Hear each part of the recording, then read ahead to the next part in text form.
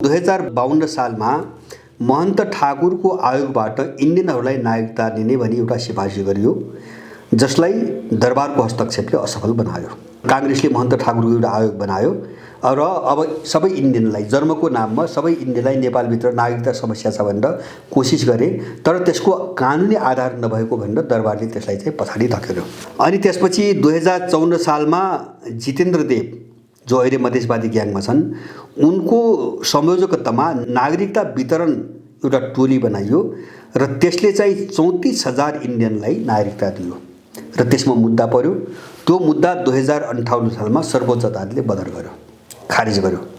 तेस्रो घटना 2054 सालमा विदेशीहरूलाई मतदाता बनाउने कुनेतले वामदेवको पालामा, सायद गृहमन्त्री वामदेव थिए, स्थानीय निर्वाचनमा नागरिकता देखाउन नपर्ने अथवा यहाँको नागरिक हो भने प्रमाणित रूपमा प्रमाण देखाउन नपर्ने गरी सबैले भोट हाल्न पाउने भनी एउटा निर्देशिका यिनीहरूले जारी गरे हैन। 2054 सालमा निर्देशिका जारी गरे। अब त्यो 54 सालमा त्यो निर्देशिकालाई चाहिँ तपाईको सर्वोच्च अदालतले बदर गर्यो। यसको कानुनी आधार छैन भनेर चाहिँ सर्वोच्च अदालतले बदर गर्यो। अनि 2057 सालमा शेरबहादुरको पालामा नागरिकतालाई, यो नागरिकता ऐनलाई सिधै लग्दाखेरि दरबारले हुन दिन्न भन्ने यिनलाई भयो, कानुनी आधार पनि थिएन। अनि शेरबहादुरको पालामा अर्थ विधेयकभित्र एउटा बुदाको रूपमा घुसाएर यिनले राजाबाट लालमोहर लगाउने कोसिस गरे। अनि त्यो कोसिसमा राजा वीरेन्द्रले सर्वोच्च अदालतको राय मागे। अनि सर्वोच्च अदालतले यो कानुनी प्रक्रिया होइन, कानुन विपरीत छ भनेर चाहिँ राय दिएपछि त्यसलाई असंवैधानिक घोषणा गरियो। त्यसपछि चाहिँ तपाईको यसले के देखायो भन्छ भने 2017 सालपछि वीरेन्द्रको कालसम्म कानुनी रूपमा उनीहरू असफल भए, तर यिनले बदर भए पनि जो बाँडे थिए नि तिनी नागरिकताहरू खारिज गरेको घोषणा चाहिँ गरेनन्। तिनी इन्डियनले लिए, जस्तो जितेन्द्र देवले बाँडेका 34,000 पनि तिनी नागरिक भए, खारिजको प्रक्रियामा गएनन्। कानुनी रूपमा चाहिँ तपाईको अवैधानिक भयो। भोलि लड्न सक्ने हो भने तिनी अवैधानिक साबित हुन्छन्, तर सबै इन्डियन नेपाली नागरिकता लिएर बसिरहेछ। अनि यसपछि अब यो सफल नभएपछि के भन्छ भने दरबार हत्याकाण्ड भयो। अब त्यो अवरोध पनि किनारा लाग्यो, इन्डियनहरूको अवरोध। त्यसपछि 62 सालको 12 बुँदे समझदारीमा एउटा भित्री सहमति भयो, जो बाहिर देखाइएन। अब मैले त्यसलाई भित्री सहमति किन भनिरहेको छु, म पछि केही कारणहरू देखाउँछु। 12 बुँदे अनुसार एउटा नागरिकता इन्डियनलाई दिने, जन्मको आधारको नागरिकता अनाउने भने यिनको कमेन्ट भयो। 8 दलभित्रको को थिए, सबै दल म भन्न सक्दिनँ, कमिटमेन्ट भयो। अब त्यो अनुसार 12 बुँदे समझदारी भयो। 63 सालमा यिनीहरू सत्तामा आए, तर बिचमा इन्डियनहरूले यो शान्ति सम्झौता, संसदवादी र माओवादीको बिचमा शान्ति सम्झौता हुनुभन्दा अगाडि जन्मको आधारको नागरिकता ऐनमा दलीय कमिटमेन्ट हुनुपर्छ भन्ने उनले चाहिँ शर्त तेर्स्याए। शर्त नत्र भने उनले शान्ति सम्झौतामा चाहिँ बखेडा गर्ने एउटा चाहिँ परिस्थिति आयो हैन। उनले त किन त्यो त सेटिङमा परिचालन गरेका थिए दलहरू। अनि 2063 साल मङ्सिर 5 गते वृहत शान्ति सम्झौता भयो। त्योभन्दा अगाडि 2063 साल कार्तिक 22 गते 12 बुँदे समझदारी गर्ने दलहरूको बैठक भयो र त्यो बैठकले जन्मको आधारमा 46 साल चैत्र मसान्तलाई आधार वर्ष बनाएर जन्मको आधारको नागरिकता ऐन बनाउने दलीय सहमति गर्यो। कार्तिकमा दलीय सहमति गर्यो 22 गते। अनि त्यसपछि मात्रै मङ्सिर 5 गते शान्ति सम्झौता गर्न इन्डियनहरूले छुट दिए, अनुमति दिए। त्यसपछि अनि चाहिँ शान्ति सम्झौता भएपछि त्यो चाहिँ 63 कार्तिक 22 गते जो दलका बिचमा सहमति भएको थियो त्यसलाई संसदमा लगियो मङ्सिर 10 गते र संसदले त्यसलाई कानुनका रूपमा पारित गर्यो। जन्मको आधारको नागरिकता ऐन कानुन पास गर्यो, जबकि उनीहरूले त्यो संविधान अन्तरिम संविधानमा पनि पर्खेनन्। अन्तरिम संविधानमा त्यसलाई पछि सामेल गरियो। 63 साल के अरे अन्तरिम साल माघ 1 गते जारी भयो। माघ 1 गते अन्तरिम संविधान जारी हुनुभन्दा अगाडि तपाईको चाहिँ संसदले पारित गर्यो। मङ्सिर चाहिँ 10 गते संसदले पारित गर्यो, कानुन पारित गर्यो। अब त्यसपछि अब यो त जन्मको त्यो बेला चाहिँ लाखौँ इन्डियनलाई नागरिकता बाँडे। इन्डियनलाई नागरिक जस्तो अहिले जन्मको आधारमा त नि नेपालमा जन्मेको प्रमाणित गर्ने आधार त केही पनि छैन उनीहरूसँग। जस्तो इन्डियनहरू नेपालभित्र आउँछन् त्यसको तथ्याङ्क राख्ने चलन छैन, को यहाँ जन्मेको हो को होइन त्यसको प्रमाण केही पनि छैन। तर 63 सालपछि यिनले के गरे, यो ऐन आएपछि भन्छ भने मधेसवादी त्यस बेला चाहिँ तपाईँको फोरम एमाले, माओवादी, काङ्ग्रेस यिनले सिफारिस गरेका व्यक्तिलाई नागरिकता दिनुपर्ने दलीय सहमति गरे। यिनको सिफारिसमा धमाधम नागरिकता बाँडियो। हैन, त्यो नेपाली हो कि होइन मतलब छैन। यिनको सिफारिसमा नागरिकता बाँड्यो, नागरिकता बाँड्ने क्राइटेरिया यिनको सिफारिसलाई बनाइयो एउटा। र दोस्रो चाहिँ इन्डियाका सीमावर्ती इलाकाहरूमा टुल ब्यानर टाँगेर 500 रुपियाँमा चाहिँ नेपाली नागरिकता बेचियो। किन भद्रगोल थियो, अराजकता थियो हैन, छाप उनले लगाएको थिए यिनी दल मार्फत हैन, नागरिकताका प्रतिलिपिहरू सबै लगाएको थिए हैन। अब तिनी नागरिकता वितरण लेख्ने चाहिँ सबै कागज लगाएको थिए। लाखौँ नेपाली नागरिकता दियो र पछि चाहिँ केही वर्षपछि चाहिँ इन्डियाको एउटा पत्रिकाको एउटा रिसर्च केसम्म आयो, त्यस्तो त सीमाभरि सबै ठाउँमा छ। उत्तर प्रदेशको महाराजगञ्ज जिल्लाको मात्र एउटा सर्वे गर्यो एउटा इन्डियन पत्रिकाले, सायद त्यो टाइम्स अफ इन्डिया हो। उसले एउटा रिपोर्ट के लगाएको छ भने महाराजगञ्ज एउटा जिल्लामा नेपाली र तपाईँको इन्डियन दुईटा नागरिकता भएका मान्छेहरूको सङ्ख्या झन्डै 30,000 को हाराहारीमा छ। उसले अनुसन्धान गरेर सबैसँग बसेर त्यो रिपोर्ट ल्यायो। यो स्थिति सिमानाभरि छ हैन, तर त्यो यहाँ रेकर्डेड छैन, नेपालमा रेकर्डेड छैन, त्यो लुकाइएको छ। त्यो जतिखेर उनलाई आवश्यक पर्छ त्यो बेला आउँछ, नागरिकता त हातमा त गयो हैन, तर यहाँ चाहिँ नेपाल सरकारले देखाउँदाखेरि थोरैले लिएको देखाउँछ। अब त्यसरी नागरिकता बाँडियो 63 सालपछि।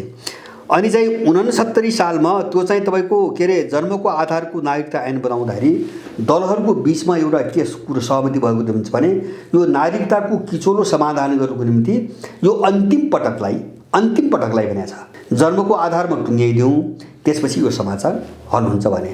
तर हल भएन, किन मिसन त अर्कै थियो।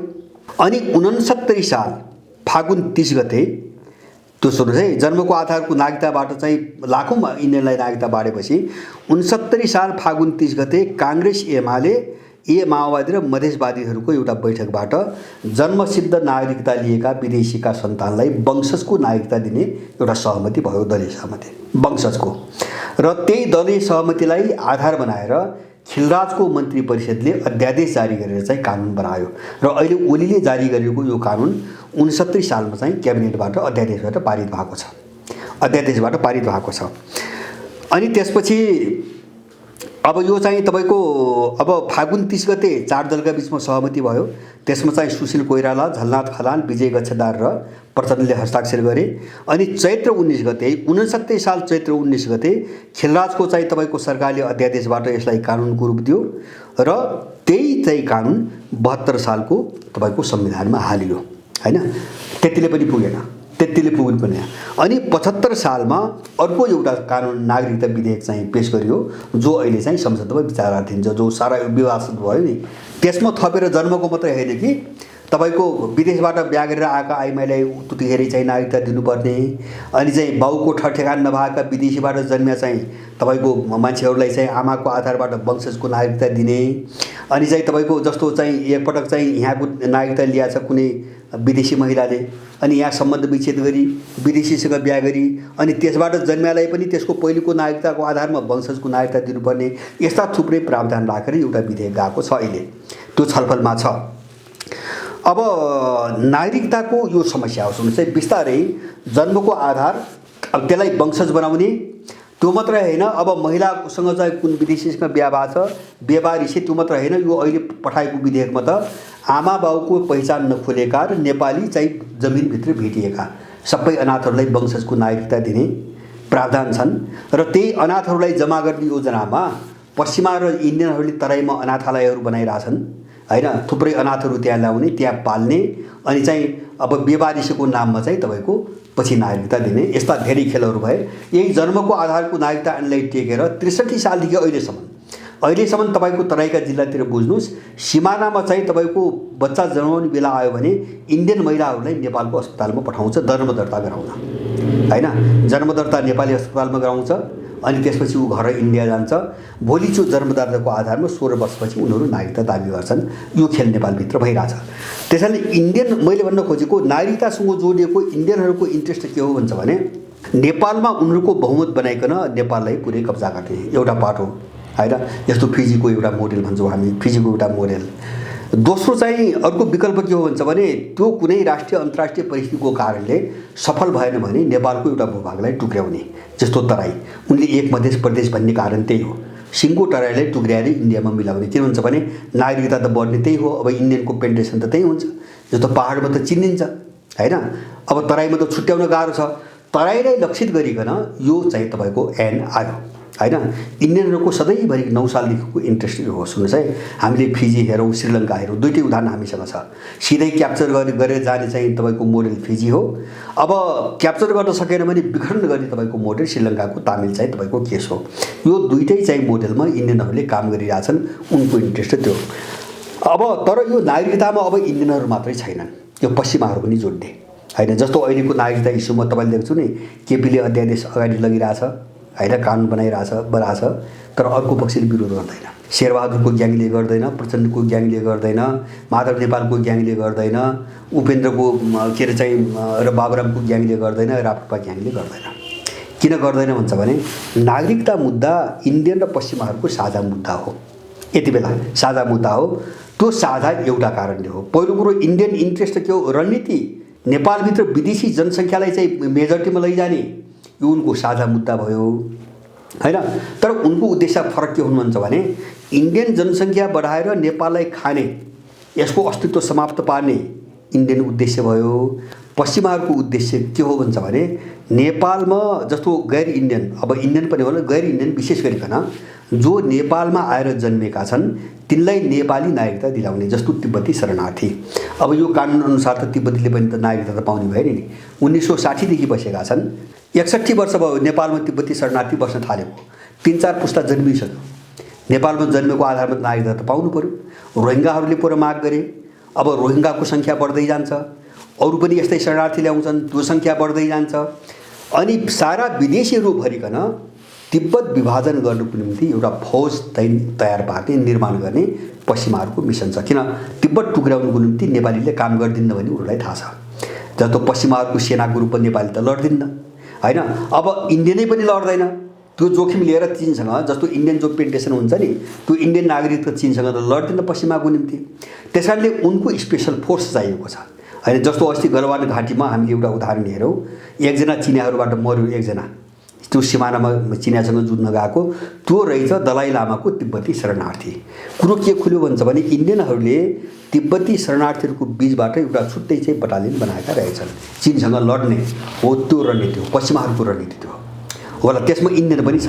त्यस कारणले तिब्बत विभाजनको निम्ति एउटा विदेशी फौज कसरी बनाउने भन्ने इन्ट्रेस्टले पश्चिमा शक्ति यहाँ जोडियो। अब नेपाललाई कसरी खाने भन्ने चाहिँ तपाईँको एउटा सोचले चाहिँ तपाईँको इन्डियनको यो मुद्दा 9 सालदेखिकै मुद्दा हो। त्यस कारणले मैले भने नि, तपाईँको नागरिकताको मुद्दा नेपालको सबभन्दा खतरनाक र डरलाग्दो मुद्दा हो। यो मामुली खालको मुद्दा होइन। जस्तो अहिले पनि त्यो जन्मको आधारको नागरिकता लिएका मान्छेहरूका सन्तानले वंशजको नागरिकता पाउने भने उनले, त्यसको साथसाथै अर्को विधेयक के छ भन्छ भने नेपाली नागरिकता लिएको आमाबाट जन्मेका तर बाबुको ठेगान नभएका हरूलाई चाहिँ वंश, आमाको नामबाट वंशजको नागरिकता दिने भनेको छ। यसमा दुई खालको चाहिँ षड्यन्त्र छ। एउटा त यिनको आफ्नो समस्या हो, आफ्नो विशेष गरी एमालेको समस्या हो। यो समस्या के आइरहन्छ भने एनजिओमा काम गर्ने, देशैभरि एमालेको महिलाहरू एनजिओमा काम गर्छ। एनजिओमा काम गर्ने जो आइमाईहरू छन् तिनले विदेशीहरूबाट थुप्रै चाहिँ तपाईँको गर्भाधान गरेका छन् र अब विदेशी त विदेशको छ, यिनलाई बिहा गरेर त लाग्दैन, अनि तिनका बच्चा बिमारी छ। यो ठुलो समस्या छ एमालेमा। मैले नाम लिन चाहन्न, एमालेको केन्द्रीय तहमा यस्ता थुप्रै महिलाहरू छन् हैन, केन्द्रीय तहमा पहुँच भएका थुप्रै महिलाहरू छन्। एउटा तिनको समस्या कसरी हल गर्ने भन्ने कुरा छ उनीहरूलाई हैन। आमाको जस्तो बाउ पनि ठेगान नहुने कुरा हुन्छ। तपाईँ अनुमान गर्नुहोस्, बाबुको ठेगान नभएका भन्छ, बाबुको ठेगान हुँदैन किन बाबुको दाबी गर्ने हालत छैन, किन विवाह त भयो होइन हैन। यिन त प्रयोग भएका हुन्, विदेशीले पेट बोगाइदिए चाहिँ नेपाल पठाइदिए, प्रयोग भएका हुन्, अथवा यहीँ आए चाहिँ सम्बन्ध राखे चाहिँ त्यो गर्भाधान गराए। अब तिनी सन्तानलाई कसरी सेटलमेन्ट गर्ने भन्ने यिनको टाउको दुखाइ छ। त्यस्ता 50औं केस छन् यहाँ हैन, यिनको आफ्नो कोणबाट। दोस्रो, अब यो रणनीतिभित्रको अर्को मैले भने नि विदेशी नागरिकता बढाउने खेल हुन्छ भने, जस्तो एकछिन मान्नुहोस्, कुनै नेपाली आइमाई या चाहिँ तपाईँको ल अहिले चाहिँ बेवारिसे बच्चा कसैको रहेछ, ल मानिहाल्नु, उसको लोग्नेले जिम्मा लिएन, विदेशतिरै छ, बिहा गर्न सम्भव भएन, त्यसका बच्चालाई चाहिँ तपाईँको एकछिन मान्छ अर्को कोणबाट इन्डियन आइमाई आई बिहा गर्ने बित्तिकै विदेशी आइमाईलाई नागरिकता दिनुपर्छ भन्ने विधेयक आएको छ। बिहा गर्ने बित्तिकै नेपाली नागरिकता लिन्छ। एकछिन मान्नुहोस्, इन्डियन आउँछ यहाँ, नागरिकता लिन्छ, अनि चाहिँ अब नागरिकता लिइसकेपछि नेपाली भई, अनि त्यसले भोलि चाहिँ यहाँको लोग्नेसँग सम्बन्ध विच्छेद गर्छ, फेरि चाहिँ इन्डिया गएर इन्डियनसँग बिहा गर्छ, उसँग नेपाली नागरिकता त रहन्छ। अनि त्यो इन्डियनसँग जन्मिने सबै बच्चाहरू पनि नेपाली नागरिकता माग्न आउनुभयो कि त्यो आमाको नागरिकताका कारणले। अब महिलाको नामबाट पनि विदेशी भर्ने हैन, अब वंशजलाई जन्मसिद्धलाई वंशज बनाउने भने विदेशी भर्ने।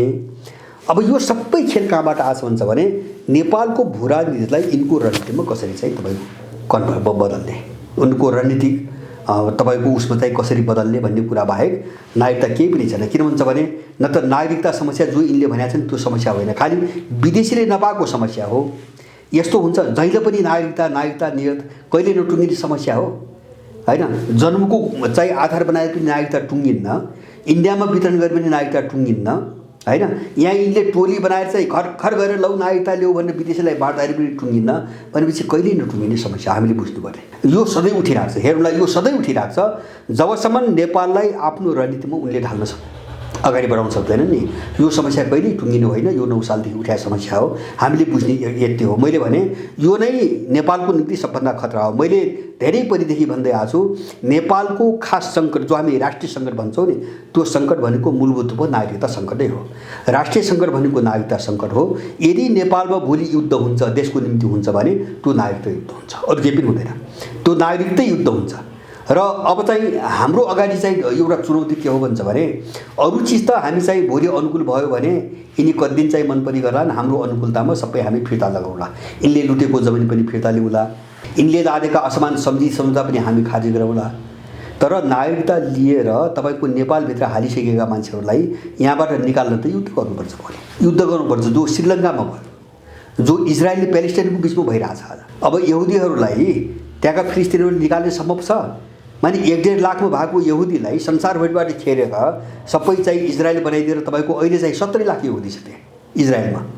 अब उनीसँग लडेर साध्य छ, सम्भव छ, हटाउन सकिन्छ?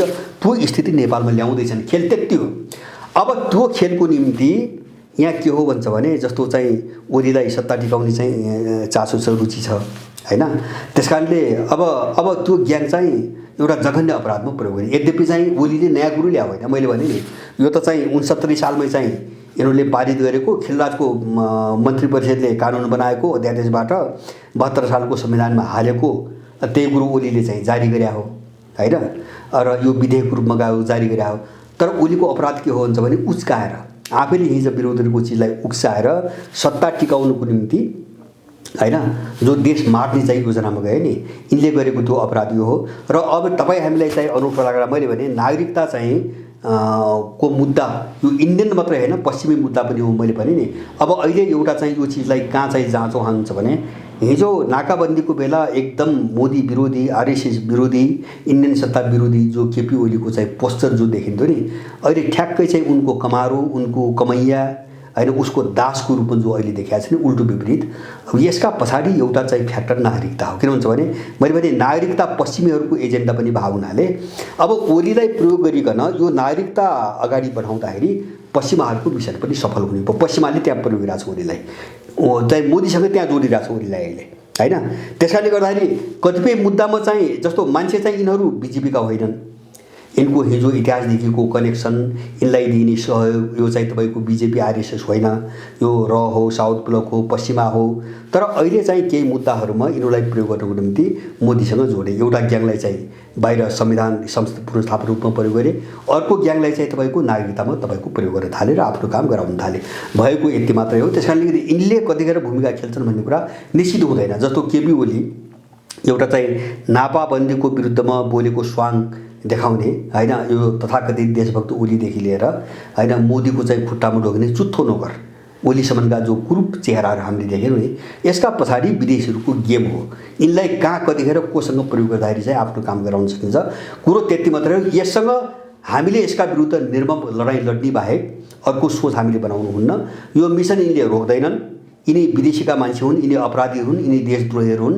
त्यसकारणले यसलाई कसरी एउटा ठुलो लडाइँको रूपमा अगाडि बढाउने हामीले त्यसमा सोचेनौँ भने हामी फिलिस्तिनी भन्छौँ। मैले धेरै पहिलेदेखि भन्दै आएको छु, जस्तो फिलिस्तिनी आफ्नो देश गुमाएर आफ्नो देश मागिरहेछन्, देशमा शरणार्थी छन् आज हैन। कोही गोलानी हाटमा गएर थुप्रिएको छ, कोही चाहिँ पश्चिम किनारामा थुप्रेको छ, कोही चाहिँ गाजामा गएर थुप्रेको छ। उनको देशै छैन, हो त्यो हालतमा नेपालीहरू पुग्छन्, त्यहाँ पुर्याउँदैछन् नेपाललाई यिनको नागरिकता रणनीतिबाट। यसका विरुद्धमा सबै नेपालीहरू टाइममा एकजुट हुनुपर्छ र यिनीसँग सम्झौताहीन र एउटा वारपारको लडाइँ अगाडि बढ्नुपर्छ। योभन्दा अर्को नागरिकतामा मैले उपाय पनि देख्दैन। यो मुद्दा कहिले समाधान हुने मुद्दा पनि होइन।